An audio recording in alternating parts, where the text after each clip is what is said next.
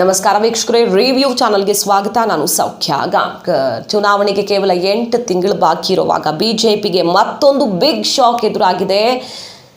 ಹಲವಾರು ಜನ ಪ್ರಭಾವಿ ಮಿನಿಸ್ಟರ್ಗಳ ವಿರುದ್ಧ ಈಗಾಗಲೇ ದೊಡ್ಡ ದೊಡ್ಡ ಆರೋಪಗಳು ಕೇಳಿಬಂದಿವೆ. ಇಬ್ಬರು ಸಚಿವರ ತಲೆದಂಡನೂ ಆಗಿ ಮುಜುಗರಕ್ಕೆ ಈಡಾಗಿದೆ ಬಿಜೆಪಿ. ಅಂಥದ್ರಲ್ಲಿ ಇನ್ನೊಬ್ಬ ಪ್ರಭಾವಿ ಮಿನಿಸ್ಟರ್ ವಲಸಿಗ ನಾಯಕನ ವಿರುದ್ಧ ಗಂಭೀರ ಆರೋಪ, ದೊಡ್ಡ ಅಕ್ರಮ ಭ್ರಷ್ಟಾಚಾರದ ದಾಖಲೆ ಈಗ ಸಲ್ಲಿಕೆಯಾಗಿರೋದು. ಯಾರ ಮಿನಿಸ್ಟರ್? ಹಾಗಾದ್ರೆ ಪ್ರಧಾನಿ ಮೋದಿ ಅವರ ಎದುರೇ ದಾಖಲೆ ಇಟ್ಟು ಸವಾಲ್ ಹಾಕಿರೋರು ಯಾರು?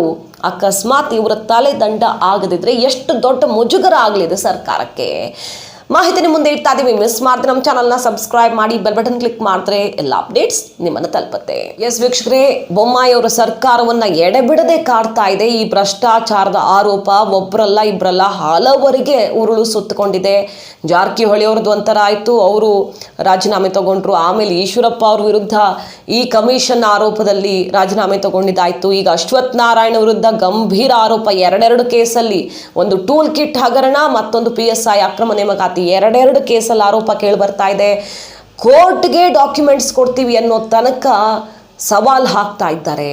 ಇದರ ನಡುವೆ ಇನ್ನೊಬ್ಬ ಪ್ರಭಾವಿ ಮಿನಿಸ್ಟರ್ ವಲಸಿಗ ನಾಯಕನ ಕುತ್ತಿಗೆಗೆ ಬರ್ತಾ ಇದೆ. ಈಗ RSS BJP ಸಭೆ, ಚಿಂತನ ಮಂಥನ ಸಭೆಯಲ್ಲೂ ಕೂಡ ಇದು ಗಂಭೀರವಾಗಿ ಚರ್ಚೆಯಾಗಿದೆ. ಈ ಥರ ಸಚಿವರುಗಳ ವಿರುದ್ಧನೇ ಆರೋಪ ಕೇಳಿ ಬರ್ತಾ ಇರೋದು ನಮಗೆ ಎಷ್ಟು ದೊಡ್ಡ ಸಮಸ್ಯೆ ಆಗ್ಬೋದು. ಚುನಾವಣೆ ಟೈಮಲ್ಲಿ ಇವರನ್ನ ಏನು ಮಾಡಬೇಕು? ಇವರ ಇಮೇಜ್ ಡ್ಯಾಮೇಜ್ ಮಾಡ್ಕೊಂಡಿರೋದು ಬರೀ ವೈಯಕ್ತಿಕವಾಗಲ್ಲ, ಸರ್ಕಾರಕ್ಕೆ, ಪಕ್ಷಕ್ಕೂ ಕೂಡ ಸಮಸ್ಯೆ ಆಗ್ತಿದೆ. ಇವರನ್ನ ಕೈ ಬಿಡೋದಾ ಅನ್ನೋ ನಿಟ್ಟಿನಲ್ಲಿ ಚರ್ಚೆಯಾಗಿದೆ. ಸಂತೋಷ್ ಅವರು, BL ಸಂತೋಷ್ ಅವರು ಈ ರಿಪೋರ್ಟ್ ಅನ್ನ JP ನಡ್ಡಾ, ಅಮಿತ್ ಶಾ ಅವರ ಕೈಗೆ ಒಪ್ಪಿಸಲಿದ್ದಾರೆ. ಸೊ ಆಗಸ್ಟ್ ಅಷ್ಟೊತ್ತಿಗೆ ರಾಜ್ಯ ಬಿಜೆಪಿಯಲ್ಲಿ ಬಿಗ್ ಸರ್ಜರಿ ಆಗಲಿದೆ. ಈ ಕಳಂಕ ಹೊತ್ತ ಮಿನಿಸ್ಟರ್ಗಳಿಗೆ ಶಾಕ್ ಎದುರಾದ್ರೂ ಆಶ್ಚರ್ಯ ಇಲ್ಲ ಅನ್ನೋ ಮಾತು ಕೇಳಿ ಬರ್ತಿರುವಾಗಲೇ ಇನ್ನೊಬ್ಬ ಸಚಿವರ ಹೆಸರು ಹೊರ ಬಂದಿರೋದು. ಮೀಟಿಂಗ್ ಅಲ್ಲೂ ಕೂಡ, RSS BJP ಸಭೆಯಲ್ಲೂ ಕೂಡ ಚರ್ಚೆಗೆ ಬಂದಿದೆ ಅಂತ ಹೇಳಲಾಗ್ತಿರೋದು. ಯಾವ ಮಿನಿಸ್ಟರ್ ಹಾಗಾದ್ರೆ? ಈ ವಲಸಿಗ ನಾಯಕನ ಬಗ್ಗೆ ಆಲ್ರೆಡಿ ಒಂದು ಪ್ರಕರಣ ಕೋರ್ಟಲ್ಲಿದೆ. ಫೇಕ್ ID, ಚುನಾವಣಾ ಅಕ್ರಮ ಅಂತ ಕೇಸ್ ನಡೀತಾ ಇದೆ.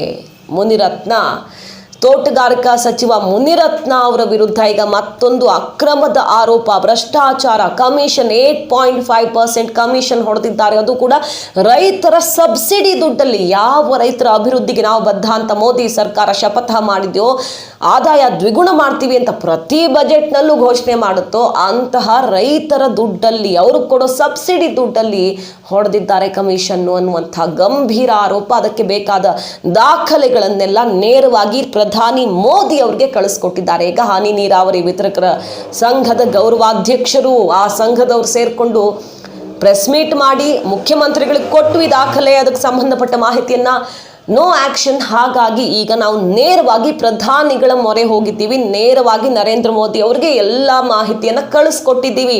ಕ್ರಮ ತಗೊಳ್ಳುತ್ತಾ ಬಿಜೆಪಿ? ಕಾದ್ ನೋಡ್ತಾ ಇದ್ದೀವಿ, ಇದು ಡೆಡ್ ಲೈನ್ ಅಂತ ಆಕ್ರೋಶ ಹೊರಹಾಕಿದ್ದಾರೆ. ಅವತ್ತು ಗುತ್ತಿಗೆದಾರ ಸಂಘದವರು ಇದೇ ಥರ ಪತ್ರ ಬರೆದಿದ್ರು. ಮೋದಿ ಅವ್ರಿಗೆ ಲೆಟರ್ ಬರೆದ್ರು, ಏನೂ ಆ್ಯಕ್ಷನ್ ಆಗಲಿಲ್ಲ. ಅಲ್ಲಿಂದ ಒಂದು ಕರೆನೂ ಬರಲಿಲ್ಲ. ಇಲ್ಲಿ ಸಂತೋಷ್ ಪಾಟೀಲ್ ಸಾವಾಗಿ, ಇಷ್ಟು ದೊಡ್ಡ ಕೇಸಾಗಿ ಪ್ರತಿಪಕ್ಷಗಳು ಹರಿಹಾಯ್ದು ಮೋದಿ ಅವರು ಕರ್ನಾಟಕ ಪ್ರವಾಸ ಕೈಗೊಂಡಾಗ ಸಿದ್ದರಾಮಯ್ಯನವರು ಅಬ್ಬರಿಸಿದ್ದು. ಇಷ್ಟೆಲ್ಲ ಆದಮೇಲೆ ಗೃಹ ಇಲಾಖೆ ವರದಿ ಕೇಳ್ತು, ಕೆಂಪಣ್ಣ ಅವರನ್ನು ಮಾತಾಡಿಸ್ತು ಈ ಬಗ್ಗೆ. ಈಗ ಮತ್ತೊಂದು ಪ್ರಕರಣ ಇದ್ರ ಬೆನ್ನಲ್ಲೇ, ಅದು ಕೂಡ ರೈತರಿಗೆ ಸಂಬಂಧಪಟ್ಟಂಥ ಕೇಸ್ ಬಹಿರಂಗವಾಗಿರೋದ್ರಿಂದ, ಪ್ರಧಾನಿಗಳಿಗೆ ಪತ್ರ ಹೋಗಿರೋದ್ರಿಂದ ಇದನ್ನು ಗಂಭೀರವಾಗಿ ಪರಿಗಣಿಸಲೇಬೇಕಾಗಿದೆ. ಚುನಾವಣಾ ವರ್ಷ ಕೂಡ ಹೌದು, ಇದು ಬಿಜೆಪಿಗೆ ದೊಡ್ಡ ಹೊಡೆತ ಕೊಡಬಹುದು. ಹಾಗಾದ್ರೆ ಏನು ಹೇಳ್ತಾ ಇದ್ದಾರೆ ಈ ಸಂಘದವರು, ಏನು ಆರೋಪ ಮಾಡ್ತಿದ್ದಾರೆ? ಡೀಲರ್ಗಳಿಗೆ ಕೊಡುವಂತಹ ಕಮಿಷನ್ನಲ್ಲಿ ಕಟ್ ಮಾಡಲಾಗ್ತಿದೆಯಂತೆ. ಮಿನಿಸ್ಟರ್ ಮಿನಿ 8.5% ಅಂತ ಆ ಸ್ಟೇಟ್ಮೆಂಟಲ್ಲೇನೆ ಪ್ರಿಂಟ್ ಮಾಡ್ತಿದ್ದಾರಂತೆ. ಮಿನಿಸ್ಟರ್ಗೆ ಕೊಡೋ ಕಮಿಷನ್ ಅನ್ನೋ ರೀತಿ ಕೋಡ್ ವರ್ಡಲ್ಲಿ ಇಷ್ಟು %ಅನ್ನು ಕಮಿಷನ್ನಲ್ಲಿ ಕಟ್ ಮಾಡಿ, ಅಂದರೆ ಡೀಲರ್ಗಳಿಗೆ ಕೊಡುವಂಥ ಹಣದಲ್ಲಿ ಕಟ್ ಮಾಡಿ ಕಮಿಷನ್ ಇವ್ರಿಗೆ ಹೋಗ್ತಾ ಇದೆ ಅನ್ನುವಂಥ ಆರೋಪವನ್ನು ದೊಡ್ಡ ಮಟ್ಟದಲ್ಲಿ ಮಾಡ್ತಾ ಇದೆ ಹನಿ ನೀರಾವರಿ ವಿತರಕರ ಸಂಘ.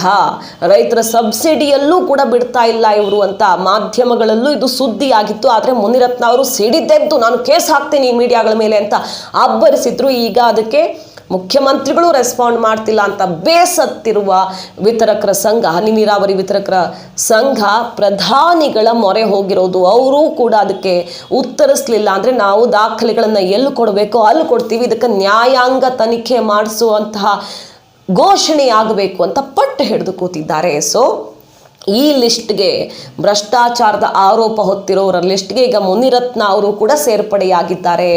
4-5 ಸಚಿವರ ತಲೆದಂಡ ಆಗಲಿದೆ ಆಗಸ್ಟಲ್ಲಿ ಅಂತ ಮಾತುಗಳು ಕೇಳಿ ಬರ್ತಾ ಇದೆ ಕೇಸರಿ ಪಾಳ್ಯದಲ್ಲಿ. ಯಾಕಂದರೆ ಚುನಾವಣೆಗೆ ಮುಜುಗರ ತಪ್ಪಿಸ್ಕೊಳ್ಳೋದಕ್ಕೆ, ಪ್ರತಿಪಕ್ಷಗಳಿಗೆ ಆಹಾರ ಸಿಗದಂತೆ ಮಾಡೋದಕ್ಕೆ ಇದು ಅನಿವಾರ್ಯ ಅನ್ನೋದು ಆಂತರಿಕ ಸರ್ವೆ ಕೊಟ್ಟಿರುವಂಥ ರಿಪೋರ್ಟ್. RSS ಚಿಂತನ ಮಂಥನ ಸಭೆಯಲ್ಲಿ ಆಗಿರುವಂಥ ಚರ್ಚೆಯ ಸಾರಾಂಶ ಕೂಡ ಇದೇ ಆಗಿದೆ. ಹಾಗಾದರೆ ಮುನಿರತ್ನ ಅವ್ರಿಗೂ ಕೂಡ ಬಿಗ್ ಶಾಕ್ ಎದುರಾಗಲಿದೆಯಾ? ಕಮಿಷನ್ ಆರೋಪದಲ್ಲಿ ಅವರ ತಲೆದಂಡವೂ ಆಗತ್ತಾ? ಈಗಾಗಲೇ ಹಲವಾರು ಪ್ರಕರಣಗಳಲ್ಲಿ ಗಂಭೀರ ಭ್ರಷ್ಟಾಚಾರದ ಆರೋಪ ಎದುರಿಸ್ತಾ ಇರುವಂತಹ ಬಸವರಾಜ ಬೊಮ್ಮಾಯಿ ಅವರ ಸರ್ಕಾರ ಮೇಜರ್ ಸರ್ಜರಿ ಮಾಡುವ ಮೂಲಕ, ಕ್ಯಾಬಿನೆಟ್ ಸರ್ಜರಿ ಮಾಡುವ ಮೂಲಕ ಮುಂದಾಗುವ ಮುಜುಗರ ತಪ್ಪಿಸಿಕೊಳ್ಳಲಿದೆಯಾ ಅನ್ನೋದೇ ಕುತೂಹಲ. ಮಾಹಿತಿ ನಿಮ್ಗೆ ಇಷ್ಟ ಆಗಿದ್ರೆ ಮಿಸ್ ಮಾಡದೆ ನಮ್ಮ ಚಾನಲ್ನ ಸಬ್ಸ್ಕ್ರೈಬ್ ಮಾಡಿ, ಬೆಲ್ ಬಟನ್ ಕ್ಲಿಕ್ ಮಾಡಿದ್ರೆ ಎಲ್ಲ ಅಪ್ಡೇಟ್ಸ್ ನಿಮ್ಮನ್ನ ತಲುಪುತ್ತೆ. Thank you.